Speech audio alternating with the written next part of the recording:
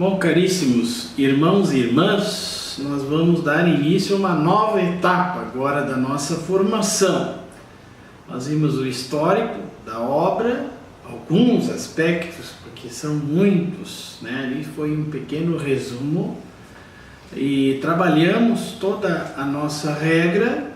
Tivemos uma parte especial sobre a importância da oração matutina e nós vamos refletir alguma coisa sobre o Carmelo, sobre a espiritualidade carmelitana, que é um dos pontos essenciais da nossa espiritualidade dentro da obra missionária, porque nós somos herdeiros do Carmelo.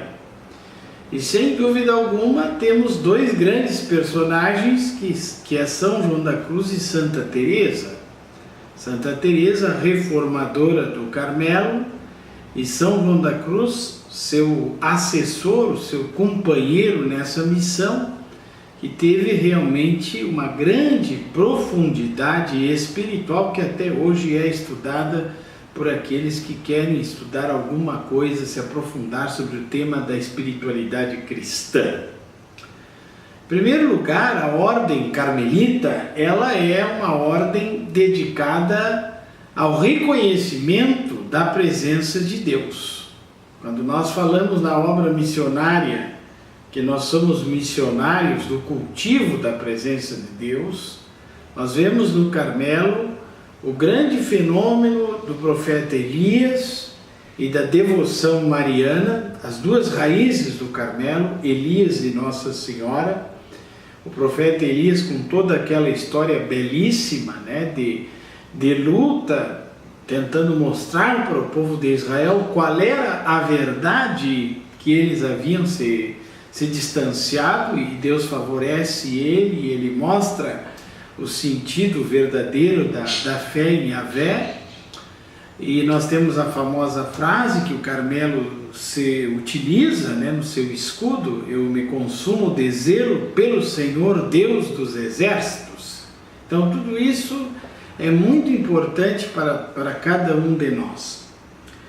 Então nós vamos dar uma analisada rápida na regra primitiva da Ordem do Carmo, que foi dada por Santo Alberto de Jerusalém, patriarca, e aprovada pelo Papa Inocêncio IV. Eu não vou ler toda a regra no caso, mas eu vou falar de alguns pontos fundamentais que estão muito associados à nossa obra missionária. Em diferentes ocasiões e de diversas maneiras, como está na carta aos Hebreus 1:1, os santos padres estabeleceram de que forma cada um em qualquer ordem ou modo de vida religiosa que escolha, haja de viver em obséquio de Jesus Cristo. Segunda carta dos Coríntios 10:5, servindo-o fielmente com puro coração e reta consciência. 1 Timóteo 1:5. Mas como nos pedis que segundo o vosso propósito vos demos uma forma de vida que estejais obrigados a guardar daqui por diante. Então aqui é colocado a necessidade de se viver de acordo com aquilo que nós testemunhamos, de acordo com a nossa fé. E aí vem várias coisas, né? A eleição do prior, a aceitação dos lugares para os conventos, as celas dos religiosos, a refeição comum, a autoridade do prior. E aí tem um ponto muito importante dentro da regra, que é a oração contínua. Permaneça cada um na sua cela ou junto dela, meditando dia e noite na lei do Senhor, e velando em oração, a não ser que se ache legitimamente ocupado em outros afazeres. Então, já vemos nessa primeira regra do Carmelo a oração contínua como um ponto fundamental. Aí vem toda a questão da abstinência, não ter coisas próprias, horas canônicas, as coisas que são lícitas em ter em comum, Claro que aqui nós estamos no século XIII, né? Então não é o mesmo estilo de vida religiosa que se vive hoje. Mas o importante dessa regra é esse cultivo da presença de Deus, que deve ser o ponto fundamental. Carmelo, ele reconhece que Deus está presente na nossa vida. E nós vamos ver que com Santa Teresa e São João da Cruz vai haver um aperfeiçoamento dessa norma suprema de vida, vai ser aperfeiçoada, e nós vamos ver que a oração teresiana e também a oração da obra missionária é uma forma de nós crescermos nesse reconhecimento da graça de Deus, de nos sentirmos mais amados por Deus, que esse é o grande desafio, e amarmos também os nossos irmãos, as pessoas que convivem conosco. Vamos dar uma olhada rápida sobre a vida desse grande místico que foi São João da Cruz. Claro, depois nós vamos ver também Santa Teresa. O nome dele no mundo, né, vamos dizer, antes de se tornar religioso, era Juan de Yepes.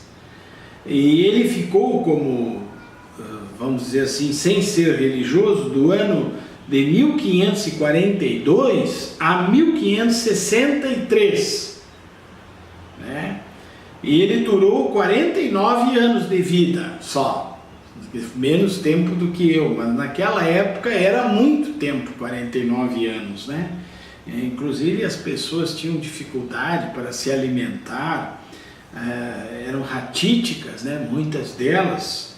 Tem coisas bem interessantes em relação a isso. E 21 anos ele esteve no mundo como secular, 5 anos como carmelita, da ordem antiga no caso, e 23 anos como carmelita reformado. Ele nasceu na cidade chamada Fontiveros, em Ávila. Ele era filho de Gonzalo de Yepes e Catalina Álvares. Eles eram tecedores, eram tecelões artesanais, né? E ele nasceu como o último de 3 irmãos. Tinha o Francisco, o Luiz e ele era o João. Teve anos de grave penúria familiar. Morreu seu pai muito cedo e seu irmão Luiz. Dos anos de 1548 e 51 até 51, ele passou 3 anos na cidade chamada de Arévalo com sua mãe e seu irmão maior. Em 1551, eu estou dando essas datas só para nos ajudar um pouco a localizar. Ele viveu na cidade de Medina del Campo, em Valladolid, e se traslada com sua família em busca de sustento. Ali reside durante 13 anos, de 1551 a 1564. Foi o tempo mais longo da sua vida.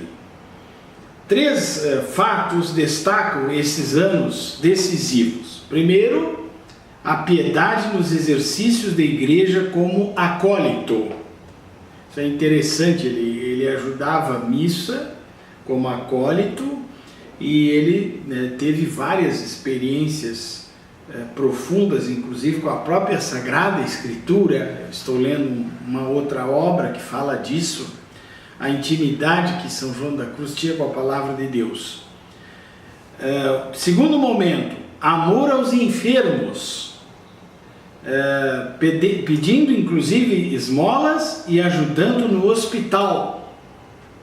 Terceiro, o gosto pelo estudo de humanidades, que segue com regularidade no colégio dos jesuítas durante 4 anos, de 1559 a 1563. Então esse é o período dele como secular, sem ser religioso, né?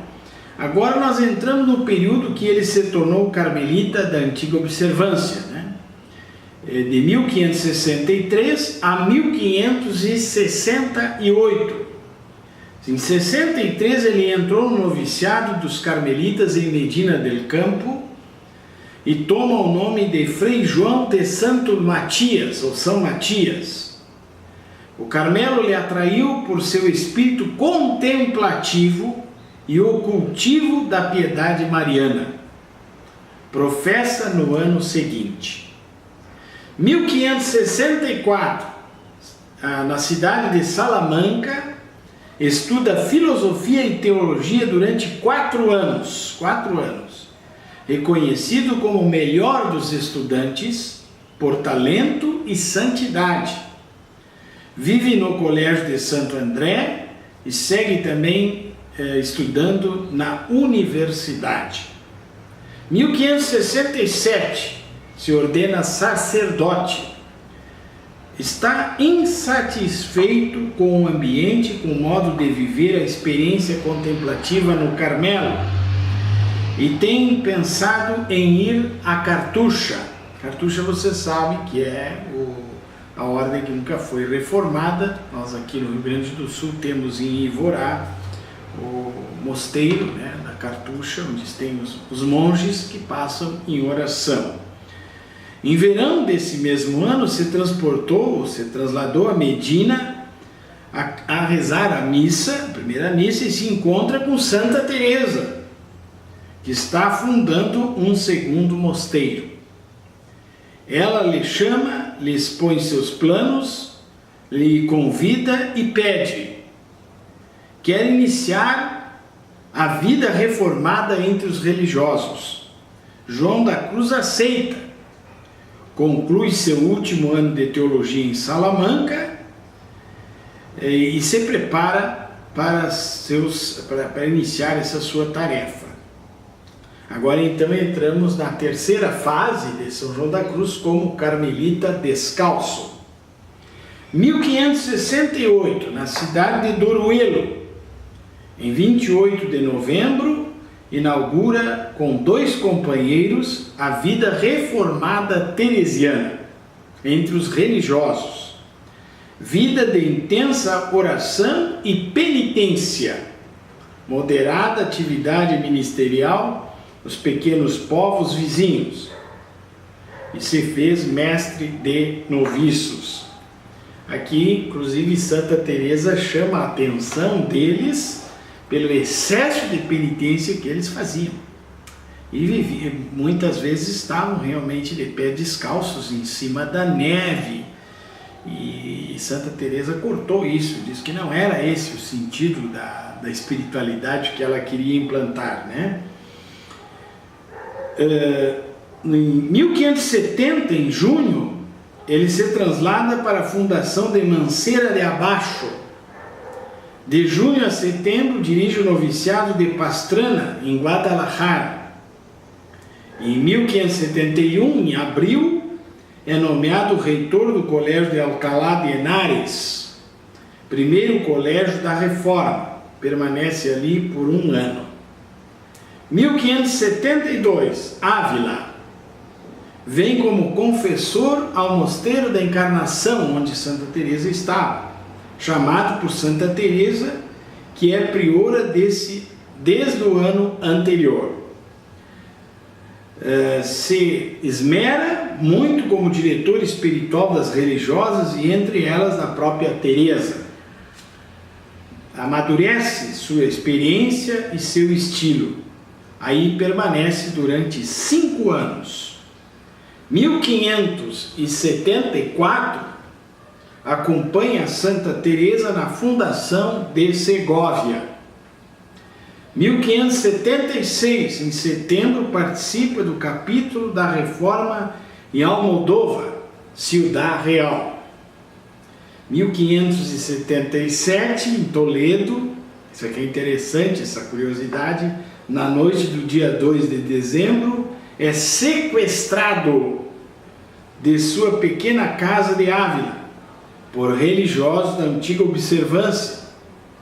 Aos poucos dias é trasladado a Toledo para ser julgado como rebelde devido a conflitos de jurisdição entre a ordem e a reforma.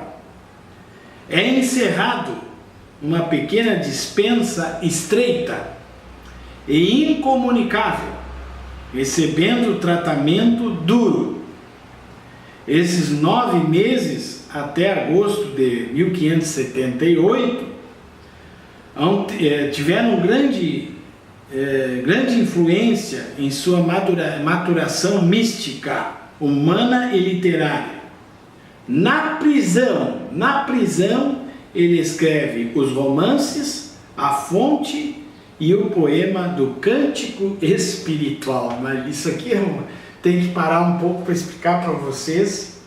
Imagine a pessoa no pior ambiente que ela poderia estar.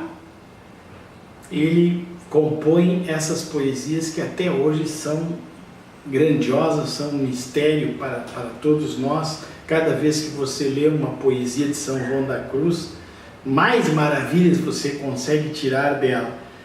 E aqui vem um aspecto fundamental da espiritualidade dele, que é o despojamento.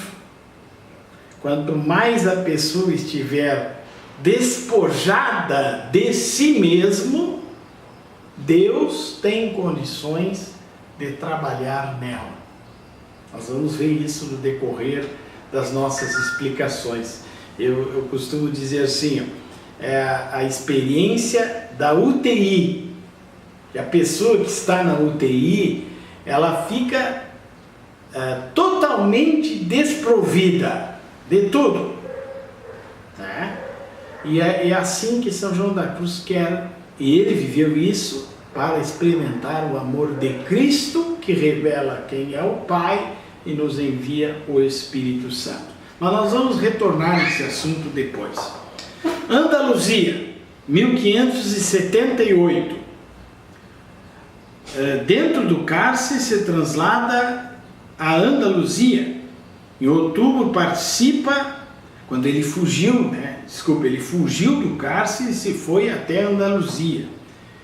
Em outubro participou do capítulo da Reforma em Almodóvar.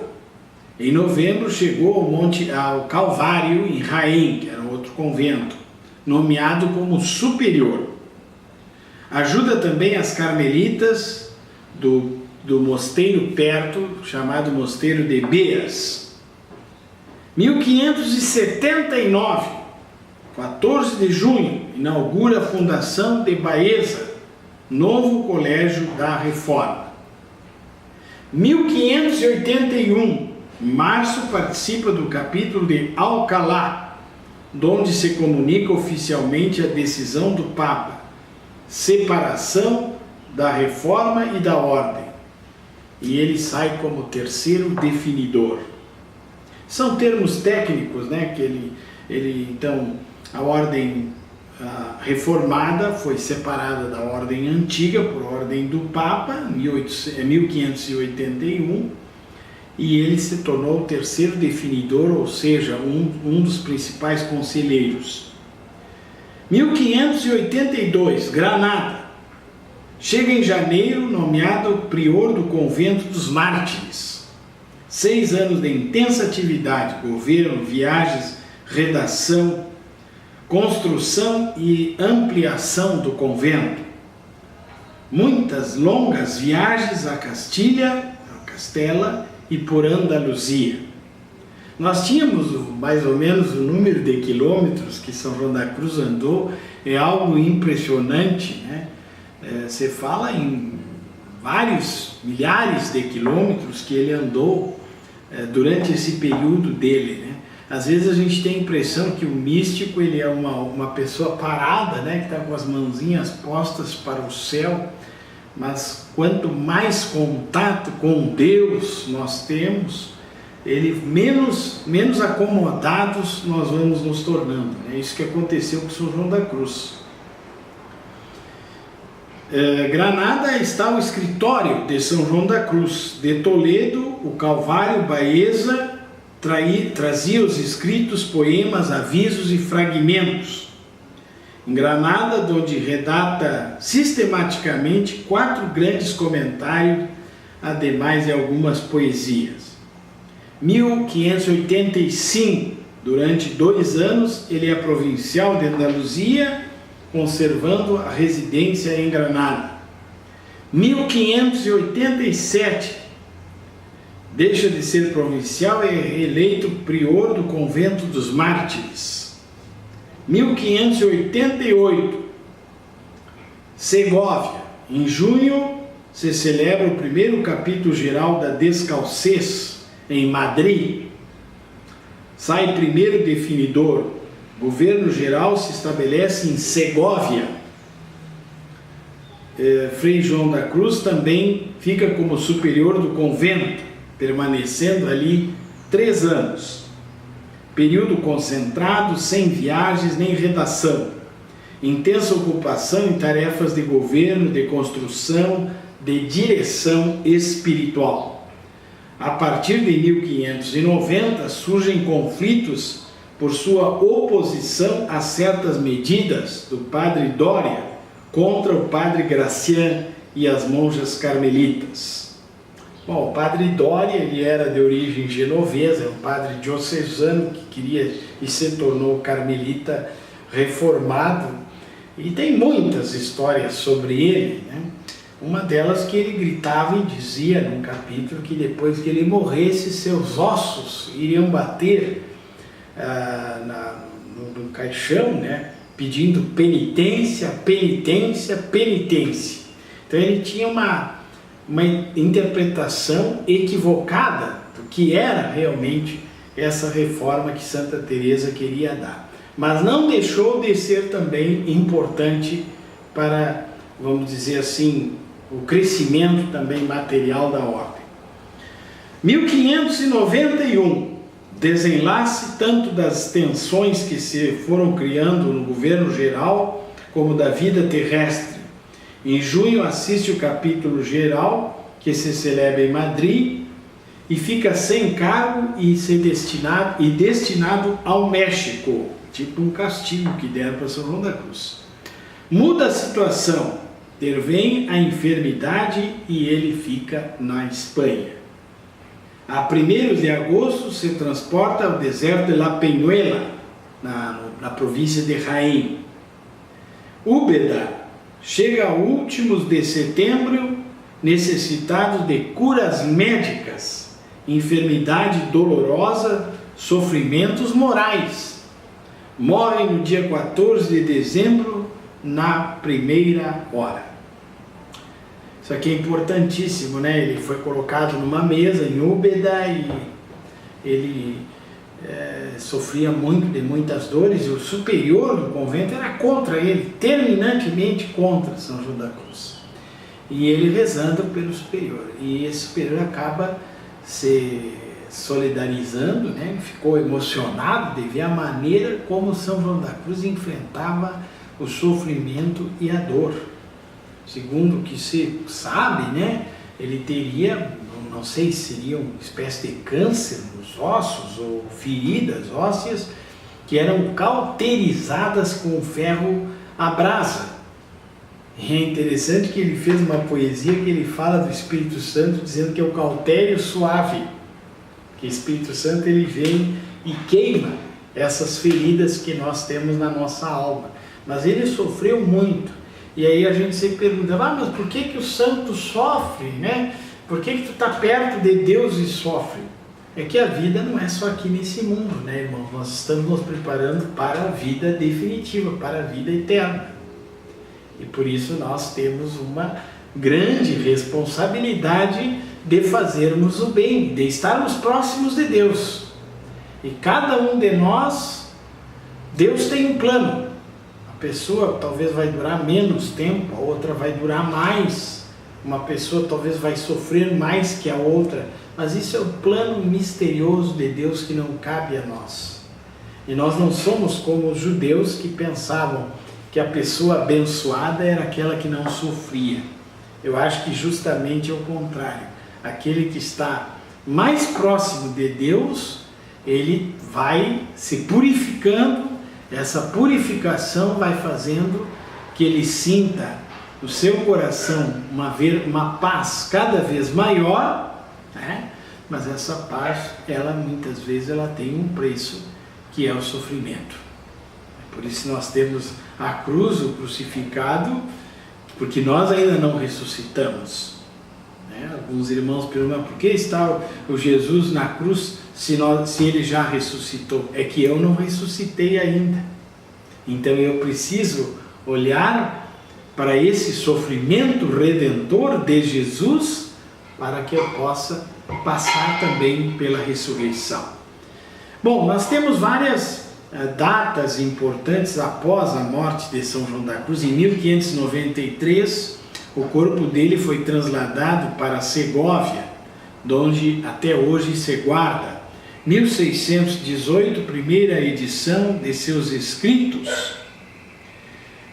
que é chamada edição Príncipe, 27 anos depois da morte. 1675 foi beatificado pelo Papa Clemente X, dia 25 de janeiro, 84 anos depois.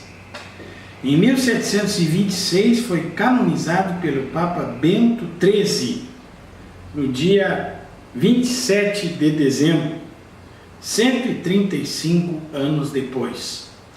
1926 foi proclamado doutor da Igreja por Pio XI, no dia 24 de agosto. 1952, patrono dos poetas espanhóis, 25 de março. 1993, patrono dos poetas de língua espanhola, proclamado por São João Paulo II, dia 8 de março. Então nós estamos tratando de um homem altamente qualificado em termos intelectuais. Quando a gente começa a aprofundar as poesias de São João da Cruz e a sua forma de linguagem, nós começamos a perceber que ele provavelmente tenha sido um dos homens mais inteligentes que a história já conheceu. Porque nós ainda temos muita coisa para descobrir sobre essa espiritualidade de São João da Cruz. Então ele, aqui também na obra que eu estou lendo das edições de Madrid, né, em breves palavras, ele tem a figura de São João da Cruz, ela é muito especial. Quem conheceu a ele, né, que deu testemunho nos laudos do processo de beatificação e canonização, disse que ele era uma pessoa extremamente simples, corpo mediano, de rosto grave e venerável, meio moreno e de boa fisionomia. Seu trato e conversa eram sempre aprazíveis, muito bons. Ele era muito espiritual e proveitoso para aqueles que lhe ouviam e se comunicavam. E nisso foi tão singular e profícuo que os que lhe tratavam, homens e mulheres, saíam espiritualizados, devotos e afeccionados à virtude. Veja só, quem se aproximava dele se tornava espiritualizado, devoto e gostava de viver as virtudes. Que bom que a gente viva assim também dentro da obra missionária, né? A nossa experiência da oração matutina possa fazer que as pessoas que se aproximarem de nós possam sentir alegria e espiritualidade.